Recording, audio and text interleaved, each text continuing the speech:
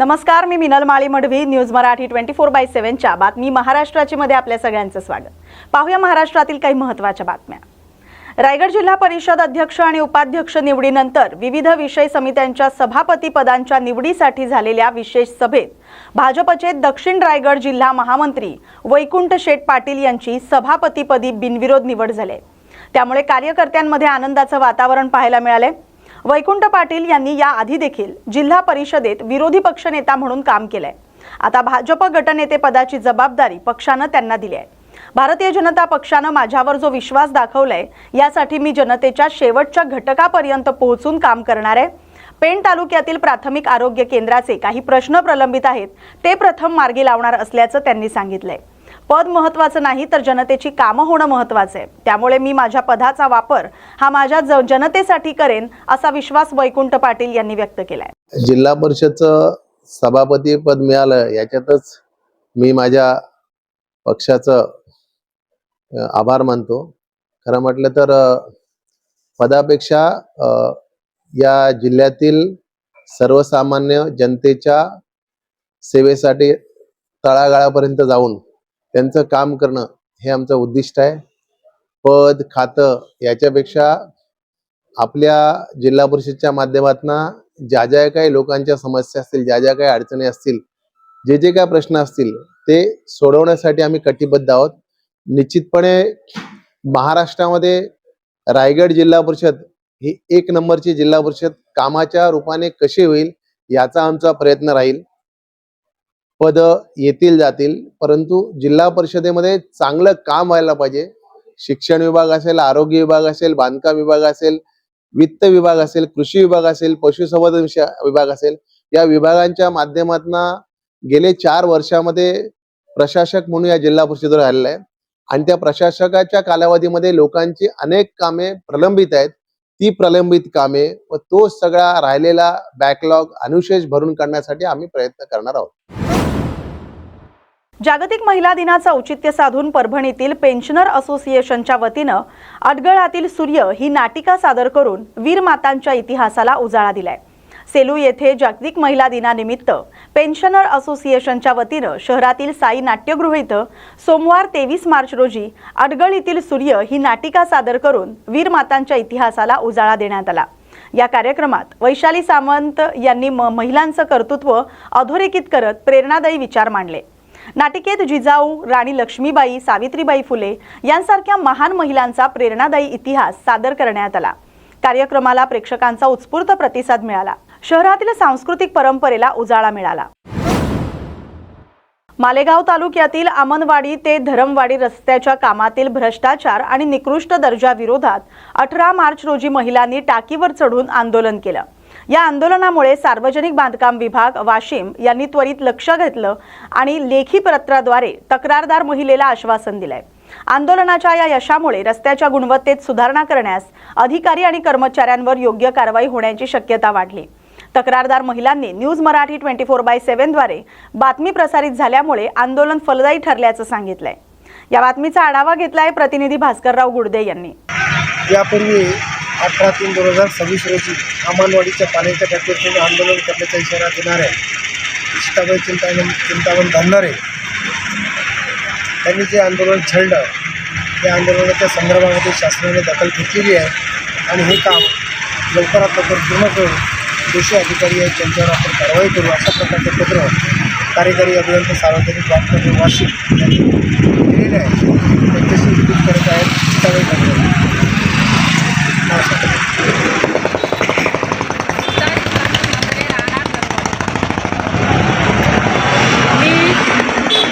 पाण्याच्या टाकीवर 18/3/2026 आंदोलन छेडलं. सार्वजनिक बांधकाम वाशिम यांना मला लेखी पत्र दिलेलं आहे. त्या पत्रामध्ये असं दिलेलं आहे की मी 31 मार्चपर्यंत पूर्ण मांडोली, आमनवाडी, जळुका, रामरावाडी, कवरदळी या रोडचे काम पूर्ण करून देतो असं मला पत्रात लिखित दिलेलं आहे.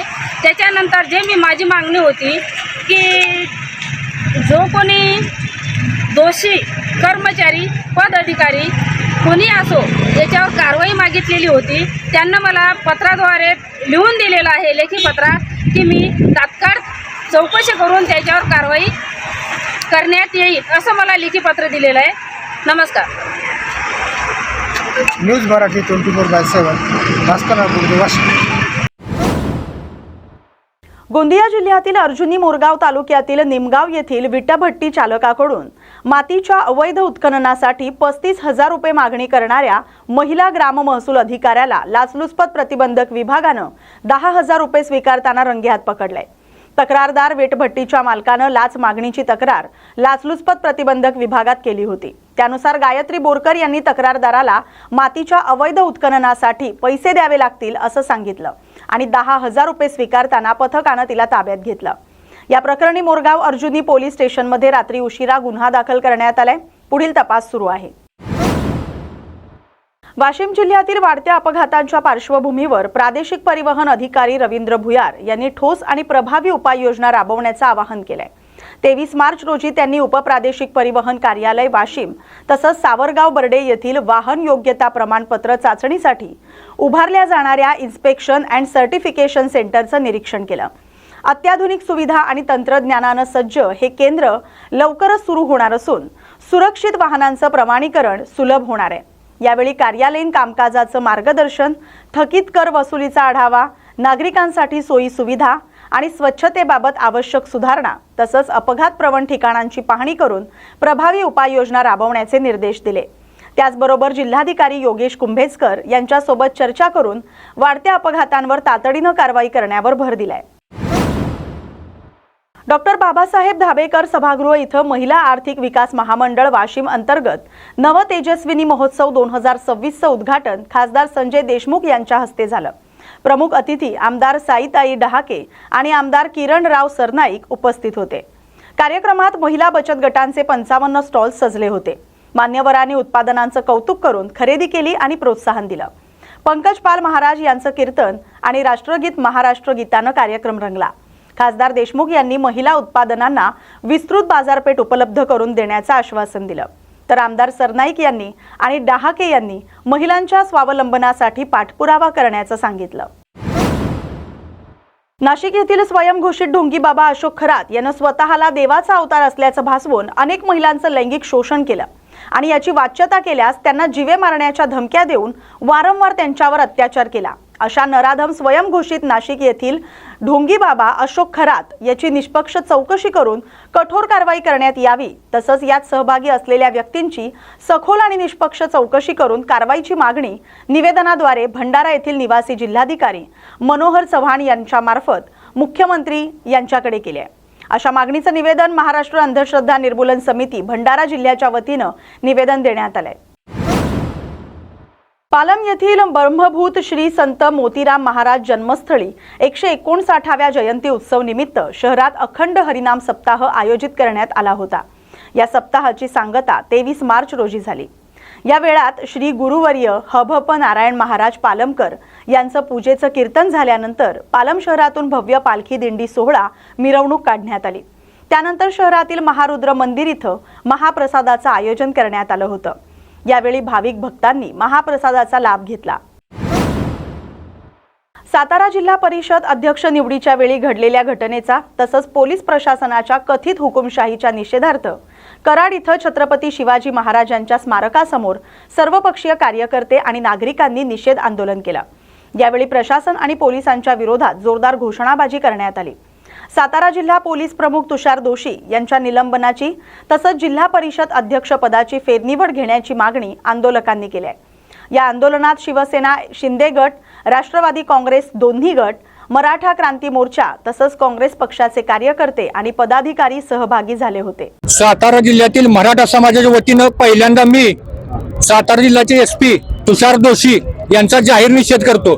तुषार दोशींचा घटनाक्रम पाहिला तर पहिल्यांदाच वादग्रस्त आहे. आंतरवाली सराट या ठिकाणी पहिल्यांदा लाठी हल्ला केला आणि मराठा समाजावर अत्याचार केला. त्यांना बडतर्फ करायला पाहिजे होतं, पण तत्कालीन सरकारनं त्यावेळेस गृहमंत्री कोण असतील त्यांनी बडतर्फ न करता त्यांना सातारा जिल्हा देण्यात आला. आम्ही पहिलंच निवेदन दिलं होतं की हे तुषार दोशी हे गुन्हेगार आहेत यांना सातारा जिल्ह्यामध्ये आणू नका, कारण यांचा घटनाक्रम बघा. तरी पण त्यांना सातारा जिल्ह्यामध्ये मराठा समाजावर अन्याय करायला आणलं काय, असा एक प्रश्न आमच्या मनामध्ये निर्माण झाला होता. आणि तसाच प्रत्यय आम्हाला परवाच्या झेडपीच्या इलेक्शन मध्ये आला. आमच्या मराठा समाजातील मंत्र्यांच्या वरती त्यांनी अत्याचार केला. मंत्री असताना त्यांना धक्काबुक्की केली आणि एका गुन्हेगारासारखं वागवण्यात आलं. पहिल्यांदा आम्ही सातारा जिल्ह्यातील सर्वपक्षीय मराठा समाजाच्या वतीनं तुषार दोषींचा जाहीर निषेध करतो आणि त्यांचे तुषार दोषींचं या ठिकाणी निलंबन झालं पाहिजे. सर्व पक्षीयांच्या वतीनं या ठिकाणी मी प्रशासनाचा जाहीर निषेध करतो. पोलिसांनी यापुढे निष्पक्षपातीपणे भूमिका घेऊन या ठिकाणी कायदा सुव्यवस्था राखावी, अन्यथा त्यांना शिवसेनेच्या स्टाईलमध्ये शिवसेनेच्या पद्धतीनं त्या ठिकाणी योग्य पद्धतीचं उत्तर दिलं जाईल याची प्रशासनानं नोंद घ्यावी. तर परवाची जी गोष्ट घडली ती घाणेरडी पद्धतीची गोष्ट होती. एक तर मग निवडणूक घ्यायचीच कशाला, डायरेक्ट निकाल जाहीर करून टाकायचा. तर आम्ही चव्हाण साहेबांची समाधी गोमूत्रानं साफ करणार आम्ही पहिल्यांदा, कारण तिथं येऊन त्यांनी जे म्हणजे पुष्पचक्र अर्पण केले हे ॲक्च्युली यशवंत विचाराच्या विरोधातली सगळी लोक आहेत. तर आम्ही यशवंत विचाराची लोक आहेत. पहिल्यांदा चव्हाण साहेबांच्या समाधीवर जाऊन सर्व पक्ष कार्यकर्ते आम्ही जाऊन पहिली समाधी साफ स्वच्छ करणार आहे आणि एकच मागणी करणार आहे की ही निवडणूक पुन्हा एकदा व्हावी, प्रशासनाने दखल घ्यावी, अन्यथा याच्या पुढं ह्याच्यापेक्षा मोठं आंदोलन करणार आहे आम्ही. सांगलीमध्ये प्रहार मूकबधीर दिव्यांग संघटनेच्या वतीनं आंदोलन करण्यात आले. महापालिका कार्यालयासमोर विविध प्रलंबित मागण्यांसाठी मूकबधीर दिव्यांग तरुणांकडून निदर्शनं करण्यात आली. शहरातील छत्रपती शिवाजी महाराज स्टेडियम इथं जिल्ह्यातील मूकबधीर दिव्यांग तरुणांना कार्यालय मिळावं, तसंच राज्य शासनाच्या विविध योजनांचा लाभ मिळावा या मागण्यांसाठी हे आंदोलन करण्यात आले. सांगलीचे आमदार सुरेश गाडगीळ यांनी कार्यालय उपलब्ध करून देण्यासाठी महापालिका प्रशासनाकडे शिफारस केली होती. मात्र गेल्या 2 वर्षांपासून या मागणीकडे दुर्लक्ष होत असल्यानं संतप्त मूकबधीर दिव्यांग तरुणांनी महापालिकेच्या दारात शिट्ट्या वाजवत आंदोलन केलं. 810 दिवसापासून महानगरपालिकेकडे आम्ही अर्ज करत होतो. मूकबधीर प्रहार संघटनेचे जे काय जागा कार्यालय उपलब्ध करून देण्याबाबत 2025 पासून आम्ही यांना पत्र पाठवलं. पहिला 2-3 वेळा त्यांनी आम्हाला म्हणजे पत्रातनं कळवलं की तुम्हाला जागा देतो. थोड्या दिवसाआधी आम्हाला शिवाजी स्टेडियमच्या इथली जागा उपलब्ध करून देण्याबाबतीत पण पत्र आलं होतं. आम्ही तिथं गेलो होतो, पण तिथं कसं आहे आमचे मूकबधिरांचे जे काय उत्सव असतात म्हणजे गणेश उत्सव, नवरात्र उत्सव या सगळ्यासाठी पण आम्ही तिथं म्हणजे मूर्ती बसवणार ना, आणि त्या जागेच्या बरोबर साईडलाच वॉशरूम आहे. देव अशा घाणेरड्या जागेत आम्ही कसं बसवू शकतोय? तिथं रात्रीचे लोक दारू पितात, सिगरेट ओढतात, तिथं म्हणजे मवाली लोक असतात. थोडक्यात तशा जागी हे सगळे मूकबधीर आहेत, त्यांना बोलता ऐकता येत नाही. जरा कमी जास्त झालं तर कोण काय करणार? यासाठी आम्हाला ती जागा सोडून दुसरी जागा देण्याबाबतीत आम्ही यांच्याकडे म्हणजे पत्र पाठवलं होतं. त्या बाबतीत पहिला आम्हाला म्हणजे तुम्हाला जागा आम्हालाच नाही आहे, तुम्हाला कुठनं देऊ, अशा गोष्टी झाल्या. पण आम्ही त्यावर तटून राहिलो की नाही, आम्हाला ती जागा नको, दुसरी जागा पाहिजे. ते झाल्यानंतर आम्ही पत्र पाठवलेलं होतं 16 मार्चला. त्याच्यावर काही उत्तर आलं नाही. त्यामुळं आज चिठ्ठी आंदोलन केलं मूकबधिरांनी. आज आम्हाला इथं प्रमोद जे सर आहेत ना, त्यांना तुम्ही जाऊन भेटा, बोला आणि काय होईल त्यावर आम्ही तुम्हाला निर्णय देतो असं आम्हाला उत्तर आलं आहे. तर आम्ही आता सध्या लगेच जाऊन त्यांना भेटणार आहे. बघू आता महानगरपालिका कसं काय आम्हाला सपोर्ट करते आणि कसं काय. आंदोलन 2025 पासून आंदोलन चालूच आहे ना. हे सारखं आम्ही 8-15 दिवसाला येतोय, इथं ते म्हणतात त्यांना भेटा, हे करा ते करा, आणि परत नाही त्यावर काय उत्तर होत. आम्ही बघतो करतो. आणि मागच्याही पण 16 मार्चला ज्यावेळी आंदोलन करणार होतो ना, त्यावेळी पत्रातनं असं कळवलं की तुम्हाला आम्ही जागा उपलब्ध करून देतो. त्यांना फोन केला, त्यांनी मला म्हणले की तुम्ही जागा जे तुम्हाला पाहिजे आहे त्याचं पत्र पाठवा, आम्ही त्यावर उत्तर देतो. पण त्याच्यावर काही उत्तर आलं नाही. इथं आल्यानंतर म्हणतात की त्यांच्याकडे पत्रच गेलं नाही. ही आमची चूक नाही आहे ना. तर आत्ता त्यांनी जाऊन भेटा बोलल्यात, आता काय त्यांनी उत्तर देतात काय माहीत. असं सारखं येऊन आंदोलन करून तुम्हाला आम्ही उत्तर देतो, हे करतो ते करतो, हे तर बरोबर नाही आहे. तरीसुद्धा आता बघू काय होईल ते होईल. दरवर्षीप्रमाणे याही वर्षी पेण कोळीवाड्यातून आई एकविरा देवीची मानाची पालखी कार्ल्याला निघाली. यंदा देखील मान पेण कोळीवाड्याच्या पालखीला आहे. चैत्र शुद्ध सप्तमीच्या यात्रेला होणारा हा पालखी सोहळा अत्यंत मानाचा आणि भक्तिमय सोहळा असतो. तसंच परंपरेचा, श्रद्धेचा आणि एकतेचा हा सोहळा मानला जातो. पेण शहरातून वाजत गाजत आई माऊलीचा उदो उदो अशा गजरात भाविक भक्त या पालखी सोहळ्यात सहभागी होतात. यंदा पेणची ओळख असलेल्या गणपती बाप्पाच्या मूर्तीसोबत पालखीला सजवण्यात आली होती. त्यामुळे हा पालखी सोहळा खूपच नेत्रदीपक असा पाहायला मिळाला. या बातमीसोबतच बातमी महाराष्ट्राची मध्ये वेळ झाल्या तर इथेच थांबण्याची. अशाच महत्त्वाच्या बातम्यांसाठी पाहत राहा न्यूज मराठी 24/7. नवा भारत नवा विचार.